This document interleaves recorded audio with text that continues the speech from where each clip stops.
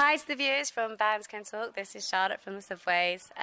Thank you for all your support in Poland. We love playing here, and it's awesome to be back.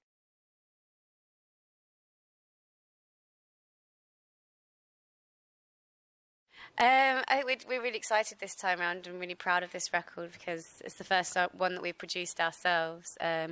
Billy produced it and we recorded it all in our rehearsal studio, some of the vocals in Billy's house, and our manager has been very closely involved in the release of the album and kind of organising how we're going to distribute it. And we really wanted to have the download idea where if you pre-ordered the album you could get the first 6 tracks as download, and all that was kind of like quite a complicated process, so it just felt like a real team Subways effort this time round, which is the kind of the reason for the self-title. But it's still really exciting. There was definitely something very special about releasing your first album, especially when we were 18 years old. We were so young, couldn't quite believe it was happening to us. But with every album we release, there's still that sense of excitement, and we get to go on tour, so we're always excited about that. So it took quite a while. It was probably over a period of about 18 months, but that's because that was actually quite a nice luxury to have because we were recording it ourselves. If we had a few songs ready that we liked, we could record them instantly, but then we could go away and play some shows and do a bit of touring, come back, write some more songs, record them. So it was kind of a cycle of that over probably about 18 months, I reckon. For this album, we really looked back to what we love about music and what we love about being in a band. Some songs in the album, like I'm in Love and It's Burning in My Soul, are actually really old songs that have been around since before the release of Young for Eternity. So we started playing around with them, and we were like that they came out really well, and that kind of inspired us to carry on along that vein and kind of that excitement and kind of exuberance that we had on the first album.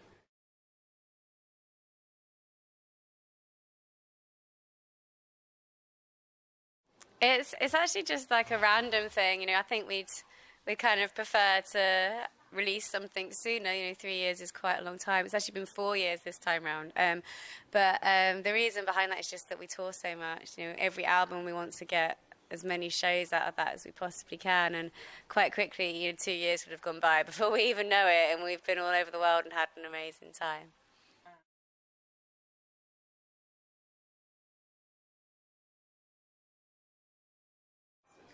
Definitely, we've been through phases of that over the past 10 years, times when it's really hard to get songs together. But I think you just have to be patient, and it's one of those things that is quite difficult because there's nothing you can really do about it, You can't go and suddenly create inspiration, so it's kind of just being patient and waiting for the inspiration to come. For us, a lot of that involves just going on tour again. Take a lot of inspiration from being on the road. Billy's always got a guitar with him when we're away on tour, so that's kind of normally what we do. Book some shows, let's go away.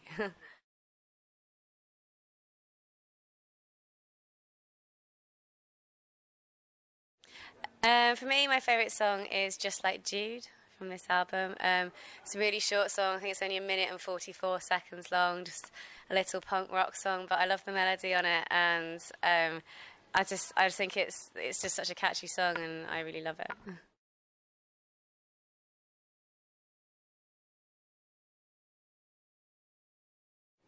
It's definitely always hard. I think normally as well, you kind of get maybe those sort of 4 or 5 songs that could be singles.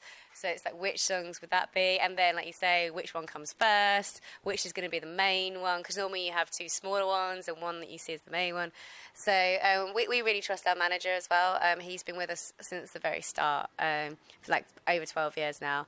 And so like his opinion really means a lot for us. But we generally tend to normally be on the same wavelength, and then there is normally one song that we normally think, right, for whatever reason, that's the one that should be the single.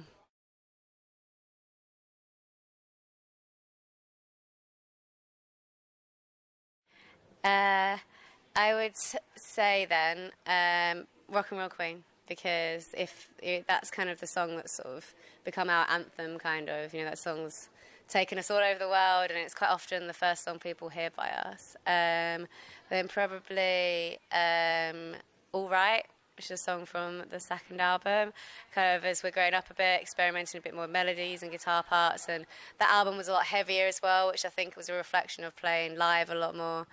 And a third song do I take from the third album or the fourth album? I'll probably say Taking All the Blame from the fourth album, just because I think that kind of really represents where we are now.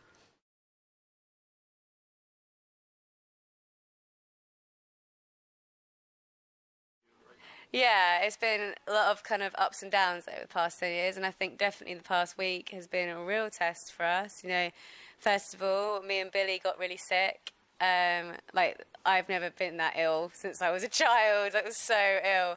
And then we couldn't, like, we started to feel better, but then lost our voices and we couldn't sing. And so then we had to postpone 3 shows. But at the same time as that, Josh was just really, really, really struggling with being on tour, being on stage, and everything that goes with that. And it was just really horrible to see him kind of in that way. So I think now we're starting to feel positive again. We played the first show last night. We have a very good friend of ours has stepped in to play drums so that we can still play, because we just couldn't face, like, cancelling the tour. We couldn't face it. So we've got a friend who's been amazing. He's learnt all the songs, and we had the first show with him last night, and it was great. And so we're just really happy now and positive. We can carry on with the tour, and it's all going to be fine. Josh is back home, getting some help, and will hopefully be joining us again soon. I think we're trying to see it's a positive thing now, because Josh can enjoy touring a lot more, hopefully, kind of find a way to deal with it better. So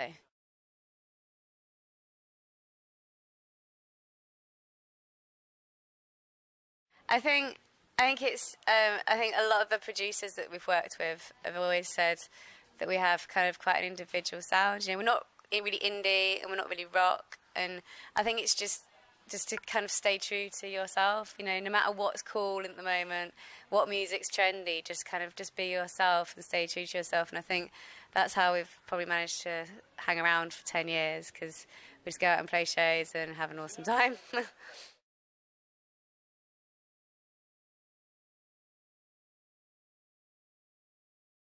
I think we've been quite lucky over the past 10 years, and that we've worked with some really amazing people. Like, I've spoken about our manager quite a few times. Everyone that's on tour with us, our tour manager, sound engineer, monitor engineer, guitar tech. It's like a really big family, and that kind of, we can really trust everybody, and it makes it a really, really fun experience. So that would be my advice to bands. Like, kind of initially, make sure, like, your band members are your best friends, you can trust them implicitly, but then everyone that you choose to involve with you, just make sure that they believe in you 100% and love the music even more than you. And I think that kind of really helps give you longevity.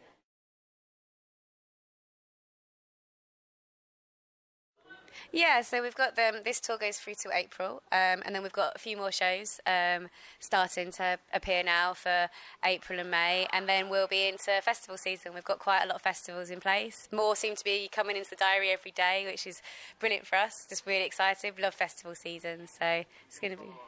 Yeah, exactly. Yeah, no, complete. The one that's like my favourite thing about being in a band is being in a different place every day, seeing places I'd never see if I wasn't in a band.